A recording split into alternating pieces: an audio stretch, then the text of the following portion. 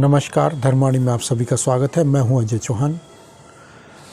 और कल प्रधानमंत्री श्रीमान नरेंद्र मोदी जी ने संसद में जो अपना भाषण दिया, उसमें जो उन्होंने कहा कि दशकों के बाद श्रीनगर में यानी कि कश्मीर में सिनेमा हाउस फुल गए हैं और पूरी भीड़ भाड़ रही है और वहाँ रौनक लौट रही है। तो ये जो भीड़ भाड़ रही और जो रौनक लौटी है सिनेमा हॉलों में कश्मीर में या जो मुस्लिम बहुल क्षेत्रों में, उसका कारण सिर्फ ये नहीं है कि उनमें जो उनकी मानसिकता जो है खुलेपन में आ गई है या वे राष्ट्रवादी हो गए हैं या उनको जो है पूरी तरह से जो है देश को स्वीकार कर लिया है उन्होंने, बल्कि वो इसलिए आया है कि उन्होंने जो है पठान का समर्थन किया और पठान फिल्म देखने के लिए वो लोग उमड़े। और जहाँ एक और हिंदुओं ने बॉयकॉट किया हिंदी बॉलीवुड का और शाहरुख खान का या पठान फिल्म का, वहीं उन लोगों ने इसका समर्थन किया भरपूर। और जो खबरें हैं उसके हिसाब से वो माना जा रहा है कि अब तक की सबसे ज़्यादा कमाई करने वाली ये फिल्म साबित हुई है। जो इसकी कमाई हुई है उसको देखते हुए या फिर जो इसमें उमड़ी है भीड़ कश्मीर में श्रीनगर में, उसको देखते हुए यहाँ पर यह अंदाज़ा लगाया जा सकता है कि ये फिल्म सिर्फ एक इज्जत बचाने के लिए या फिर एक बायकॉट को बायकॉट का जो है विरोध करने के लिए इस फिल्म में भीड़ उमड़ी और शाहरुख खान का समर्थन किया और मुस्लिम जगत का समर्थन किया इसमें, और हिंदुओं को चिढ़ाने के लिए मुख्य रूप से ये फिल्म सामने आई है। और जहाँ एक और हम देख रहे हैं कि इसमें ज़्यादातर जो है कलाकार हिंदू ही रहे और मुख्य जो रोल निभाया नायिका ने वो भी दीपिका पादुकोण हिंदू ही रही है। तो किस प्रकार से वो बिकनी का विवाद जो है बिकनी से चल के गाने पर आया और गाने पर ला करके और वो बिकनी को हटवा करके और उसको कहीं न कहीं उसका बायकॉट ख़त्म करवा दिया संघ ने या फिर आरएसएस ने या फिर ये जो हम कह लें भाजपा ने, या जिस प्रकार से राष्ट्रपति भवन में इसका जो स्क्रीनिंग किया गया सांस्कृतिक मंत्रालय के द्वारा या जिसने भी किया हो, तो जिस प्रकार से समर्थन फुल फ्लेज मिला सरकारों का, यानी कि जैसे गुजरात सरकार ने भी कहा था कि हम इसको प्रोटेक्शन देंगे इस फिल्म को जब ये सिनेमा हॉलों में चलेगी, या देश के किसी भी राज्य में कहीं पर भी जो किसी भी सरकार के अंडर में चलेगी, तो केंद्र सरकार ने भी इसमें फुल फ्लेज समर्थन दिया और राष्ट्रपति भवन में स्क्रीनिंग की और इसके लिए प्रचार का काम किया एक तरह से। तो ये देखा जा सकता है कि कहीं न कहीं इसको जो है पूरा समर्थन हिंदूवादी हृदय सम्राट की जो सरकार है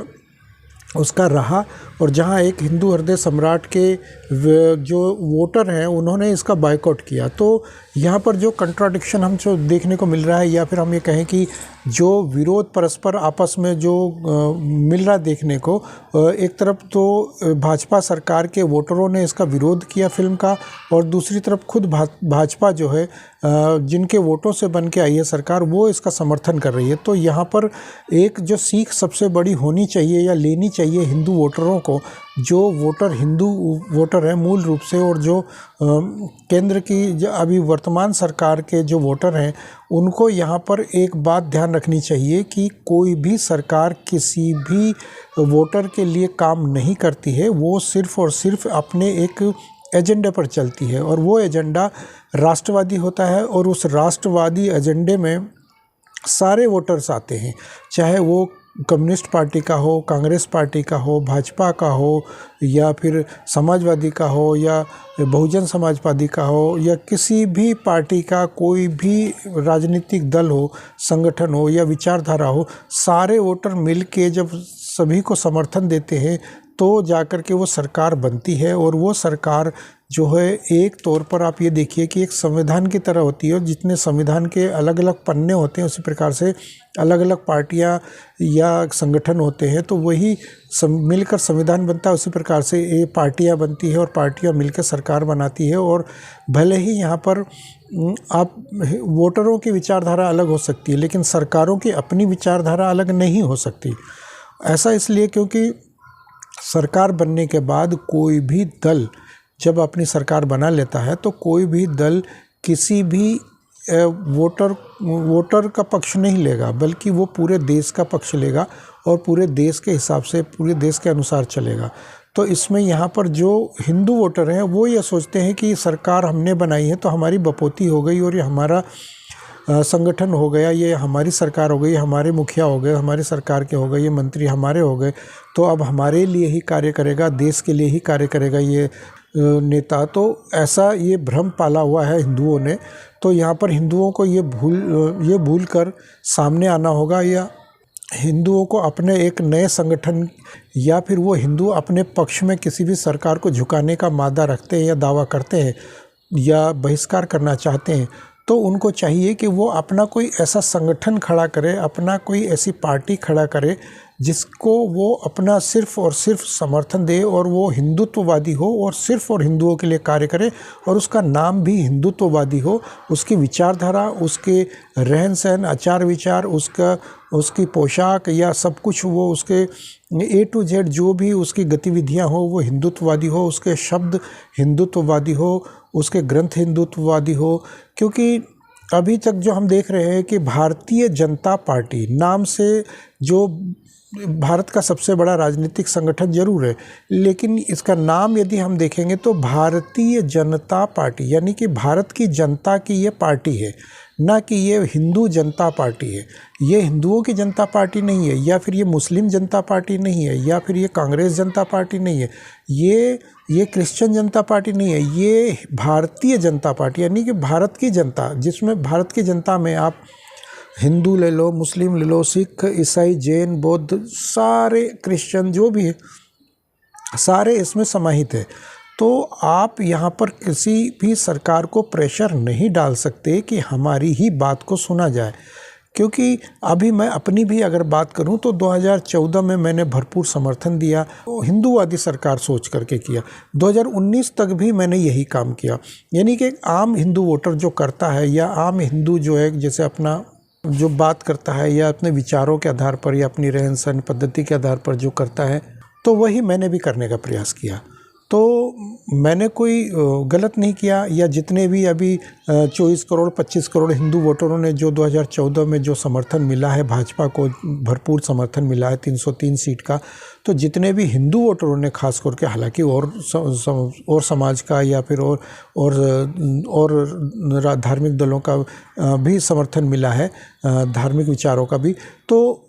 मूल रूप से यहाँ पर हम हिंदुओं की बात करें तो करीब करीब 18 से 20 करोड़ हिंदुओं का जो वोट मिला है भारतीय जनता पार्टी को, वो अब अपनी बपौती ना समझे इस भारतीय जनता पार्टी को। क्योंकि ये भारतीय जनता पार्टी मूल रूप से सिर्फ और सिर्फ हिंदुओं की सरकार नहीं है, ये आम जन की सरकार है। और पूरा क्षेत्रफल जो भारत का अपना है, इस क्षेत्रफल के लिए ये सरकार बनी है, और इसकी गतिविधियां जो भी होगी वो सब मिलजुल के कार्य करेगी। तो आप यदि अपनी इसकी बपौती समझना चाहते हैं, इसको बपौती बनाना चाहते हैं, तो इस भ्रम में न रहें। ये बहुत बड़ा भ्रम हो सकता है आप लोगों का, और मेरा भी भ्रम टूट चुका है 2014 के बाद तो नहीं, लेकिन 2019 के बाद से ये बहुत बड़ा भ्रम टूटा। 370 हटाया कश्मीर से, या फिर राम मंदिर में इन्होंने कहीं ना कहीं कानून व्यवस्था बनाने में सफलता हासिल की है। तो इस तरह से एक दो कार्य ठीक है कि किए, ले हालांकि धारा 370 ही इन्होंने हटाया है, वो भी कागजी तौर पर हटाया है, कोई मतलब इस प्रकार से नहीं हटाया है कि मानसिक तौर पर या वहाँ पर या वह उनको बिल्कुल फ्रीडम दे दिया, या ब्राह्मणों को, पंडितों को वहाँ बसा दिया और उन्होंने वहाँ पर पूर्ण रूप से अपना शासन स्थापित किया हो हिंदुओं का, या फिर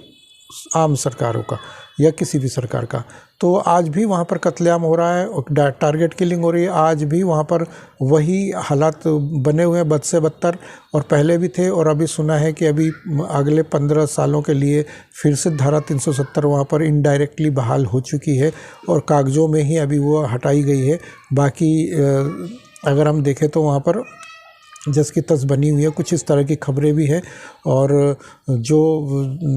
सोशल मीडिया के माध्यम से हमें खबरें मिलती है वो यही है। तो इसके अलावा भी हम देखें कि तो जो राम मंदिर की अगर हम बात करें इसमें, तो राम मंदिर में फैसला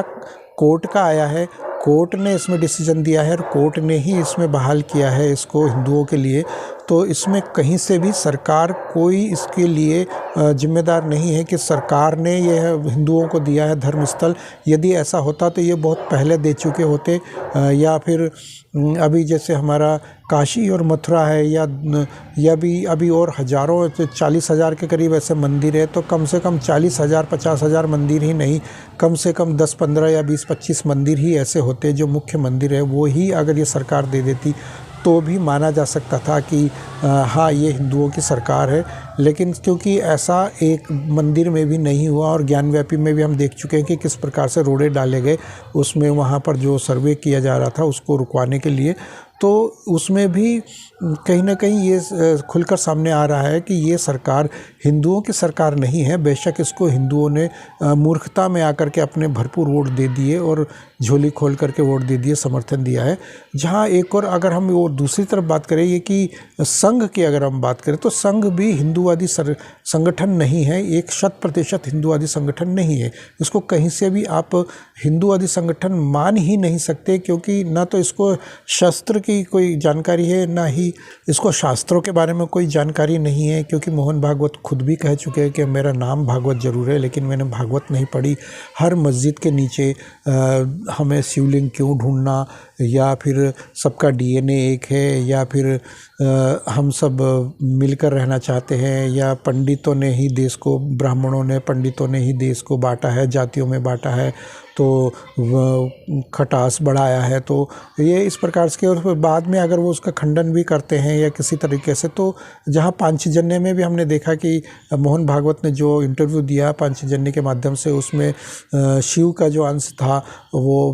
हंस और डिंबक नाम के महाभारत कालीन जो 2 पात्र रहे हैं उनका भी अपमान किया इन्होंने, उनको समलैंगिक बता करके। तो ये जो जिस प्रकार से हरकतें अगर संघ कर रहा है, तो संघ कोई हिंदूवादी संगठन नहीं है, ये भी एक 100% सेक्युलर है। तो इसको हम यहाँ पर भी अगर आप नाम का विश्लेषण देखेंगे तो राष्ट्रीय स्वयंसेवक संघ है, हिंदू स्वयंसेवक संगठन नहीं है ये, या हिंदू स्वयंसेवक संघ नहीं है, ये राष्ट्रीय स्वयंसेवक संगठन है, यानी कि आरएसएस है। तो राष्ट्रीय में मतलब ये भी वही है कि भारतीय जनता पार्टी और राष्ट्रीय स्वयं संघ,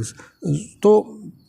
दोनों के नाम एक जैसे हैं। झंडा अगर हम कहें तो ठीक है कि उस टाइम की विचारधारा थी, या उस टाइम के जो संगठन को शुरुआत करने वाले लोग थे, तो उन्होंने इसमें बेशक झंडे का रंग ये रखा, लेकिन इसका मतलब ये नहीं है, हो सकता है कि अभी आने वाले कुछ समय में झंडे का रंग भी बदल जाए। क्योंकि भारतीय जनता पार्टी ने भी अपने कई मंचों पर, अगर आप गूगल करके देखेंगे, सर्च करेंगे, तो भारतीय जनता पार्टी ने भी अपने मंच से, या मोदी जी ने खुद जो स्कार्फ था गले में जो पट्टा डालते हैं भगवा, तो उसको भी इग्नोर कर दिया था। कई बार आप गूगल पे सर्च कर सकते हैं इस चीज़ को। और इसके अलावा जो है भारतीय जनता पार्टी ने कई ऐसे मंच हुए हैं जहाँ पर से अपना भगवा रंग हटा दिया और वहाँ पर नीला रंग स्थापित करके और उसको भी मान्यता देने की कोशिश की है। तो धीरे धीरे ये प्रचलन अब बढ़ता जा रहा भारतीय जनता पार्टी में, और वो देख सकते हैं हम अगले आने वाले 2024 के चुनाव में इसका असर बहुत बड़ा होने वाला है। और कहीं ना कहीं ये सामने आने वाला है कि वे अब पूर्ण रूप से हिंदुत्ववादी संगठन नहीं है, वो 100% एक राष्ट्रीय संगठन है, यानी कि सारे धर्मों का, सारे मत पंथ का वो संगठन है, ना कि हिंदुओं की अपनी बपोती है। तो हिंदुओं को चाहिए कि वे सजग रहे, सतर्क रहे और सावधान रहे ऐसी ताकतों से जो ये कहती है कि चुनाव के टाइम पर अगर कहती है कि हम हिंदूवादी हैं या हिंदुओं के लिए कार्य कर रहे हैं, तो आप भूल कर भी ऐसी गलती ना करें। और यदि वोट देना ही है, मजबूरी है कि इसका कोई विकल्प नहीं है, या हम क्या करें, कहाँ जाए, किसको वोट दें, तो आप लोग अच्छा होगा कि नोटा पर बटन दबाएं, ताकि हम ना इधर के ना उधर के, और जिसको जीतना है वो जीतेगा। क्योंकि चाहे वो कोई भी धर्म का जीते या कोई भी पार्टी जीते, हिंदुओं का जो नुकसान होना है वो आज से नहीं, वो पिछले 1000-1200 साल से जो होता आ रहा है, वो आज तक जो हो रहा है वही हुआ है। तो देखते हैं कि क्या होता है भविष्य, और फिलहाल तो यही मेरे विचार है। तो मिलते हैं अगले वीडियो में, तब तक के लिए जय श्री राम।